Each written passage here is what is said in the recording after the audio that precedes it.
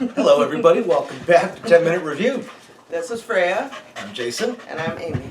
and we're bringing you today's episode. So, as always, please hit the like and subscribe buttons. We're a small family channel. This is just our passion, talking about books. So, we'd really appreciate the support. We want to keep doing this for years to come. Plus, every like we get is a belly rub for the puppy, and every subscribe gets you 10 belly rubbies. Do it for the puppy. And we're going to do this for years to come. Anyway, but we'd appreciate all the support we can get from you guys. So today I want to talk about a book in a series that I already talked about as a series. This is just the newest book that just came out, and it's absolutely fantastic. So as always, I'm going to talk about four things. I'm going to talk about the world, the characters, the plot, and the writing style. So I want to talk about Joshua Dalzelle's Omega Force in the most recent book to come out, To Hell and Back. Right? Yeah, To Hell and Back. I just finished this 2 days ago? Yesterday? I can't remember. But anyway, I just finished it while I was at work. On my break, of course. I'm not reading while I work. And it's fantastic. It's probably the best of the series so far. There is a spin-off series, the Terran Scout Force, something like that. Not as big a fan of it. I'm going to try and give it a second try. But Omega Force itself, absolutely incredible. This is like book 13 or something like that. So the world, pretty basic as far as the world goes. The world that this book takes place in, it doesn't. It's in space. Well, there's a lot of worlds, not Earth, but the setting is theoretically future Earth, as the main character is human, and a couple of other characters that pop up here and there, and actually from Earth. And he's the one that kind of introduced Earth to the greater galactic world, the greater galactic society. And so it's been probably about 50 years or so since the events of the very first book. Now, the characters, the primary character, Jason Burke. Jason Burke, a former Air Force vet, now in space, has his own spaceship, the Phoenix, and captains it and is the leader of Omega Force, a mercenary group made up of quite the eclectic group of characters. Now, as we mentioned, it's been about 50 years since the events of the original book, but Burke has been genetically engineered, genetically modified, so that's why he is living as long as he is, why he's far stronger than the average person, why he's faster. He's basically superhuman. Now, of course, the rest of the characters, the rest of Omega Force is still pretty interesting. You've got Crusher, who's the Lord Archon of basically almost a monster planet. I mean, he's not a Wookiee, but he's basically his version of the Wookiee character, or his troll. Supreme warrior from a warrior society. He's his. Now, I won't say his Klingon, because the Klingons always got their butts kicked. But The red shirts of the aliens. yeah. Although Scotty, that's how you know how bad a Scotsman is. It's the only red shirt that didn't die. But anyway. So yeah, I don't want to say he's like the Klingon. He's supposed to be from a warrior society. He's like the Supreme Warrior, the Lord Archon. He's almost a noble, which came out in the other books. Then you've got the rest of the cast of characters. You've got Twingo, who's the doctor that did the genetic modifications. You've got Cage, who's the hacker. And of course you've got Lucky, the missing battle droid. And that's where we get into the plot. So this book, To Hell and Back, one of the problems with Omega Force is they're this small little mercenary company, this small little mercenary group, and yet they have found themselves throughout these books as they're now like they're dealing with like galactic level things. So it's a small little mercenary group with one ship, and yeah, they're pretty badass. I mean, again, Supreme Warrior and all this, but main characters.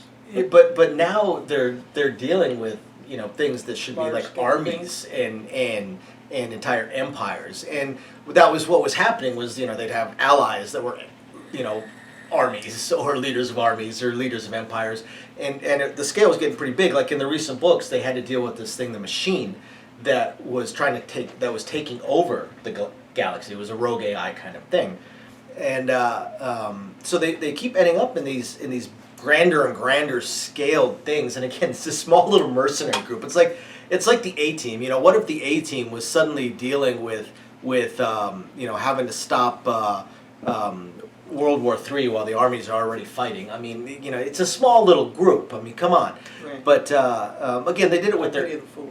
right. Yeah, somebody's going to get thrown through a car or over a car, or you know, and that van is just going to get jacked up.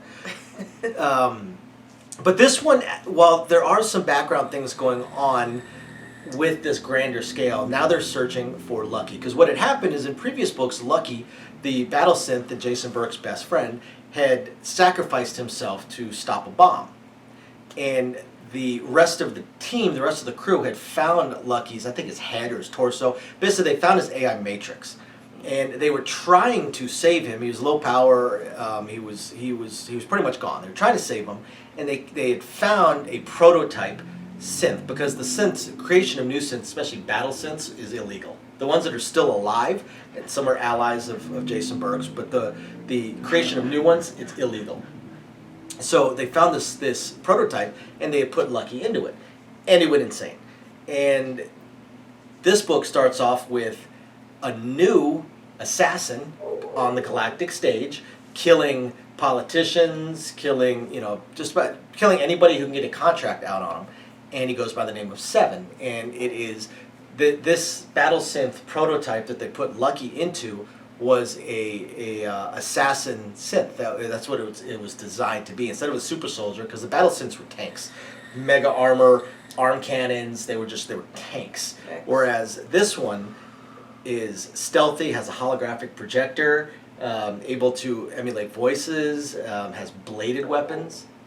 So it's not as strong, but it's way faster. Basically, yeah, he's the assassin. It's a rogue synth, exactly. He's an assassin.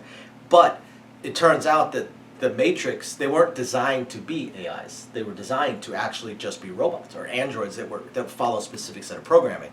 So because the programming was just murder, murder, murder, murder, murder, it overrode Lucky. So that's the entire plot, or most of the plot behind To Hell and Back, is to try and either rescue Lucky or kill him themselves, because they can't allow it to, because they feel responsible. All these people getting killed because they tried to help their friend. They also feel bad because he went insane, and they know his personality is buried and probably and being somewhere? Destroyed. But just imagine being trapped in your own mind as your body, and able to see, hear everything as your body is just going around murdering people. You know, because Lucky was, despite being a battle synth, Lucky was also the most empathetic of the entire crew. And you know, it resolves in an awesome way, and they really resolve To Hell and Back in such a way. They even talk about it a little bit at the end, where the crew is going to go back to their roots. They're going to go back to trying to deal with small problems instead of these galactic problems. It's really not their bailiwick, and every time they do, they screw it up. So they want to get back to what they do best. Now, as far as the writing style goes, Joshua Dalzelle is freaking hilarious. If we get the time, I'm probably going to have you read at least one of the books. Might actually have you read To Hell and Back, just because the dialogue between the characters is an absolute riot. I mean, just and first off, he really gets the elite combat soldier mentality in there, because one, they've got some seriously dark humor, and two, God, they mess with each other all the time. I mean, they're all like some of the best friends, and I mean, there's some of the books have been some knockdown, drag out fights between the characters, and when they're, you know, uber warriors or genetic engineering, it gets pretty interesting. But I mean, just some of the dialogue between the characters. I mean, you know, they pretty much spend almost the entire book calling each other morons and idiots, and man, I don't understand. You know, that was pretty clever. I don't understand why everyone calls you stupid. You know, and then they had the two that were arguing, and you know, no one likes, you know, that's why nobody likes you. And then one of the other crew members said, "What are you guys talking about? We're talking about how nobody likes you." "Well, I don't like you guys either. I'm glad nobody likes me." And he's storming off, and the other one just starts laughing and goes, "Man, he falls for it every time." I mean, that's that's how the dialogue goes between these guys. It's an absolute riot. I mean, hey, I need you to, you know, you're staying on the ship. You're gonna cover our backs. You know, just don't get my ship destroyed. "Oh, no problem. If the big ships come in, I'm leaving your ass on the planet." And I mean, it's a riot. It's an absolute riot. They always have each other's backs. when they have the group meeting, they say, you know, family meeting, but the dialogue between the characters is just an absolute freaking riot. So after you hit the like and subscribe buttons, if you have not already checked out any of the Omega Force series, you have to check it out. If you have checked it out and you've just forgotten about the new books coming out, well, to hell and back. Absolutely awesome. Awesome, awesome, awesome. So thank you everybody for watching, and we will catch you guys next time. Bye now. Bye.